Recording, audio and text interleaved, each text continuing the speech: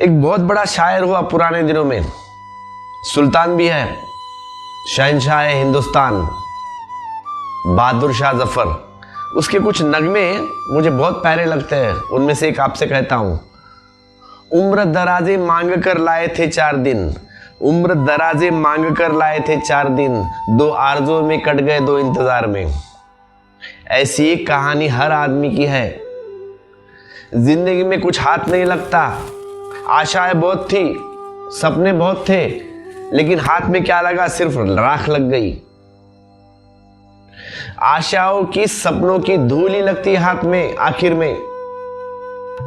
तो बहादुर शाह के ये शब्द, जाते जाते ये शब्द अधिकांश सभी के लिए सही सिद्ध होते हैं। 4 दिन मिले थे जिंदगी के, 2 आकांक्षाओं में बीत गए और 2 उनकी पूर्तता करने में। न तो कभी कुछ पूरा हुआ, न कभी कहीं पहुंचे। क्यों पैदा हुए मालूम नहीं, क्यों जी रहे मालूम नहीं, क्यों मर गए वो भी मालूम नहीं। जीवन ऐसा ही बीतता चला जाता है। बच्चे थे, जवान हो गए, जवान थे, बूढ़े हो गए। कब खत्म हो गई जिंदगी पता नहीं चलता, सब व्यर्थ। जिसे जीवन की यह व्यर्थता दिखाई पड़े वही व्यक्ति संन्यास्त हुआ। जिसे संसार की यह दौड़ सिर्फ दौड़ मालूम पड़ती है, अर्थहीन, कहीं जाने वाली नहीं, कहीं ले जाने वाली नहीं। जिसे जीवन सिवाय मृत्यु के मुंह में जाने से और कुछ न दिखाई पड़े, वही व्यक्ति जागा, उसी ने होश को संभाला, उसी ने नींद से बाहर निकलने की चेष्टा की। अगर तुम्हें अभी भरोसा है कि तुम्हारे सपने पूरे हो जाएंगे, तो तुम जागना न चाहोगे, सोना चाहोगे।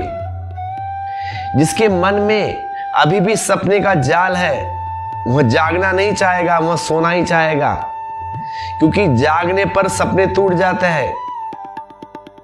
सपना देखने के लिए नींद चाहिए, अप्रमाद चाहिए जीवन के लिए, प्रमाद चाहिए नींद के लिए। अप्रमाद का अर्थ क्या होता है? What is the meaning of अप्रमाद? बुद्ध का वाक्य है अप्रमाद। अप्रमाद का अर्थ है सुस्ती, तंद्रा, नींद। अगर तुम्हारे मन में कोई वासना है कि कार चाहिए, फ्लैट चाहिए, बंगला चाहिए, सुंदर पत्नी चाहिए, तो उसके लिए प्रमाद चाहिए। तब तुम अप्रमत्त होने की चेष्टा न कर सकोगे, क्योंकि वहां तो विपरीत है, अपोजिट डायरेक्शन में। तुम नींद में हो, एकदम सपना देख रहे हो गहरी नींद में, और तुम्हारे पत्नी ने आके तुम्हें उठाया। बुरा लगता है ना, ऐसा लगता है कि एक मुंह पे मार दूं। दुश्मन जैसा मालूम पड़ता है, क्योंकि नींद से जगा दिया उसने, सपना तोड़ दिया। इसीलिए हमें बुद्ध पुरुष, उनसे बड़ी पीड़ा होती है, क्योंकि बुद्ध पुरुष सांसारिक व्यक्तियों के लिए शत्रु जैसे मालूम पड़ते हैं, क्योंकि वह तुम्हारी नींद तोड़ते हैं और तुम गहरी नींद में हो और वो जगाने के लिए आ गए। उठ जा भाई। सपने स्वर्णिमय हो भी सकते हैं, सोने के महलों के हो सकते हैं, लेकिन सपना तो सपना है ना। कभी ना कभी जाग जाना है, तो सपने तो जाएंगे। फिर जो देखा सपना हो भी जाएगा। मिट्टी का घर था, सोने का महल था, जाग अगर होते ही सब समाप्त हो गया, जागते ही सब टूट गया। तो बुद्ध पुरुषों की सारी चेष्टा यही है कि तुम्हें जगाने की, कैसे तुम इस सपनों से बाहर आ जाओ, कैसे जीवन का वास्तविक रूप तुम जान लो, देख लो, तो ही तुम उस जीवन को जान सकोगे जिसकी कोई मृत्यु नहीं है।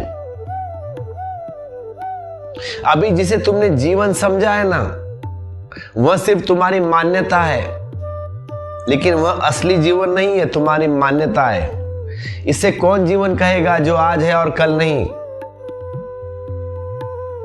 आज है और कल नहीं, गायब, पानी का बबूला।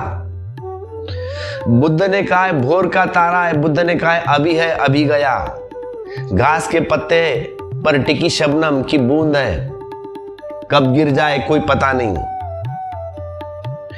ऐसे जीवन पर भरोसा कर लेता है आदमी। तुम्हारे पड़ोस में मृत्यु हो गई, जाते उसके घर 2 आंसू बहा के आ गए घर में वापस, सहानुभूति प्रकट कर लिया, अरे बहुत बुरा हो गया, नहीं जाना चाहिए था, आदमी जल्दी चला गया। लेकिन तुम्हें यह बोध नहीं आता कि तुम्हारी भी मृत्यु होने वाली है, यह तुम्हारी मृत्यु की खबर है। तुम्हारा रिश्तेदार पड़ोसी मर गया, मरघट पे जाते हो उसको जलाने के लिए, अंतिम यात्रा, खड़े रहते हो हाथ ऐसा करके, जला के वापिस आ गए, घर आ गए, कपड़े निकाल दिए, नहा लिए, फिर अपने संसार में लग गए काम में, अपने अपने संसार में लौट गए। नींद बड़ी गहरी है, मरघट भी तुम्हें तोड़ नहीं पाती। तुम्हारा प्रियजन मर गया, तुम्हारे घर में कोई मर गया, वह तुम्हारे मृत्यु की खबर है। तुम थोड़ा रो लेते हो, थोड़ा दुख करते हो, 3 दिन का दुखोटा बना लिए या 11 दिन का, 13वीं हो गई, फिर अपने अपने जिंदगी में चले गए। लेकिन तुम्हें पता नहीं उसकी दूसरों की मृत्यु तुम्हारी मृत्यु की खबर है। तुम्हारी मौत करीब आ रही है, आज वह मरा, कल तुम मरोगे। इस विचार से लोग बचते हैं, इस विचार से लोग डरते हैं, मृत्यु की बात से ही डर। पड़ोस में मृत्यु हो गई, बच्चों को बोलते घर में चलो, अंदर दरवाजा लगा लो, देखना नहीं अंत यात्रा जाते समय। लेकिन उसकी भी कभी मौत आने वाली है, तुम्हारी भी मौत आने वाली है। एक सपना टूट गया कि उसके पहले हम दूसरे सपने के बीज बोते हैं। एक आशा मिटी नहीं, दूसरी आशा शुरुआत हो गई। आशा के सहारे हम हमेशा टंगे रहते हैं जिंदगी भर, बचपन से लेके जवानी तक, जवानी से लेके बुढ़ापे तक। आशा हमें बनाए रखती है, जिंदा रखती है। एक क्षण का भी हम मौका नहीं देते जीवन के वास्तविक का हमें एहसास कर सके, हम अनुभव कर सके। छाती में चुप जाए जीवन का यह सत्य कि मौत छिपी है, मौत आ रही है प्रतिपल, एक एक क्षण। जिस दिन तुम पैदा हो गए उसी दिन से मौत पास आनी शुरू हो गई। तुम जन्मदिन मनाते हो, हैप्पी बर्थडे, लेकिन एक एक दिन मृत्यु का करीब आ रहा है। जन्म का दिन भी मृत्यु का दिन है, यह ख्याल आज आ जाए तो तुम जन्मदिन मनाते हो, लेकिन हर जन्मदिन जीवन की को पास लाता नहीं। मनाओ 50वीं वर्षगांठ, 60वीं, 70वीं, हर जन्मदिन आपको मृत्यु को पास लाता है।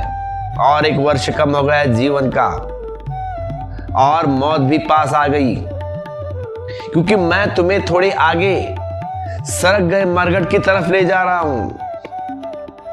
बुद्ध का मनोविज्ञान, समस्त बुद्धों का मनोविज्ञान, चाहे वो महावीर का है या कृष्ण का है या क्राइस्ट का है या मोहम्मद पैगंबर का है या गुरु नानक जी का है या लाओ त्सु जी का है, समस्त बुद्धों का मनोविज्ञान मृत्यु के बोध पर निर्भर है। जिस दिन भी तुम्हें यह दिखाई पड़ जाए कि यह जीवन गया गया गया, इसे पकड़ोगे तो भी बच न पाओगे, कोई नहीं बचा पाया सकता। इससे बचाने की कोशिश में सिर्फ समय व्यतीत होगा, बस और कुछ नहीं है। शक्ति क्षीण होगी, इसे बचाने की कोशिश मत करो, यह तो जाएगा ही जाएगा, मौत तो आएगी आएगी। यह कोशिश असंभव है, इम्पॉसिबल है। जो थोड़ा सा समय मिला है ना तुमको, अभी जो बचा है, तुम चाहे 40 के हो या 50 या 60 के हो, जो बचा समय है वह बहुत छोटा है, क्षणभंगुर है। उसमें जगाने की कोशिश करना, जागने की कोशिश करना कि तुम कौन हो, हु आर यू। जीवन को बचाने की नहीं, जागने की, क्योंकि जागने से तुम्हें एक ऐसी संपदा मिलनी शुरू होती है जो तुम्हारे हाथ से कोई भी नहीं छीन सकता। ना चोर छीन सकते, ना डाकू लूट सकते, ना मृत्यु भी जिसे छीन नहीं सकती।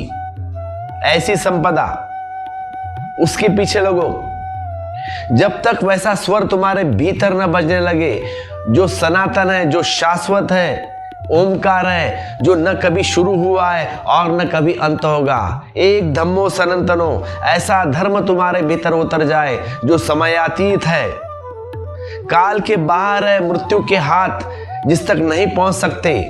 जब तक तुम जीवन की जरूरत, जीवन को बिना जाने जिए, तुम सोए,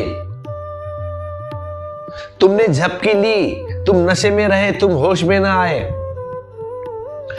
तो बुद्ध की सारी जीवन प्रक्रिया को एक शब्द में हम रख सके तो वह है अप्रमाद, अवेयरनेस, जागरण, जागकर जीना।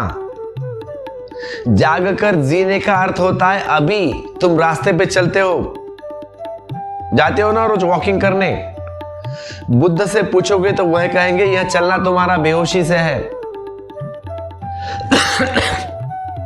रास्ते में जा रहे हो वॉकिंग को, दुकान का बोर्ड देख लिया, कोई कार देख ली, कोई साइकिल देख ली, चलते हुए आदमी देख लिए, देखते हो ना ऐसी चीज। चलते वक्त तुम सारी चीजें देखते हो, पेड़ पौधे भी देखते हो, ट्रैफिक भी देखते हो, बस एक चीज तुम नहीं देखते, वह है तुम स्वयं, योर ओन। बाकी सब दिखाई पड़ता है, पास से कौन गुजर गया, कौन पहचान वाला है, कौन नहीं, काला कुत्ता है या सफेद कुत्ता है, स्त्री है या पुरुष, रास्ता सुनसान है तो वह भी दिखाई पड़ेगा, बस एक तुम्बर नहीं दिखाई पड़ते। यही तो सपना है मेरे भाई। सपनों में तुमने कभी ख्याल किया है, सब सपने में दिखाई पड़ता है, तुम्हारी पत्नी या कार दिखाई पड़ेगी या कोई सिटी दिखाई पड़ेगी, लेकिन बस तुम स्वयं दिखते नहीं। बहुत देखे होंगे सपने तुमने, ख्याल करना कभी, सारे दिखेंगे सपने में, बस हम स्वयं नहीं दिखाई पड़ते। मित्र दिखाई पड़ता है, शत्रु दिखाई पड़ेंगे, लेकिन हम नहीं दिखाई पड़ते। कोई फिल्म भी दिखाई पड़ेगी लेकिन हम नहीं दिखाई पड़ेंगे। यही तो स्थिति है, जीवन है कि जागने की है। जिसे तुम जागना कहते हो ना, उसमें और नींद में कोई फर्क नहीं है, कोई अंतर नहीं है। तुम कहते हो मैं आंख खुली है मेरी, मैं जाग रहा हूं, नहीं, तुम बेहोश हो। नींद में कोई अंतर नहीं मालूम पड़ता, दोनों एक बात समान है कि तुम्हें कोई पता नहीं है। भीतर तुम्हारे अंधेरा है, भीतर दिया नहीं जलता, इसको ही बुद्ध प्रमाद कहते हैं, मूर्छा कहते हैं। एक धम्मो सनातनो।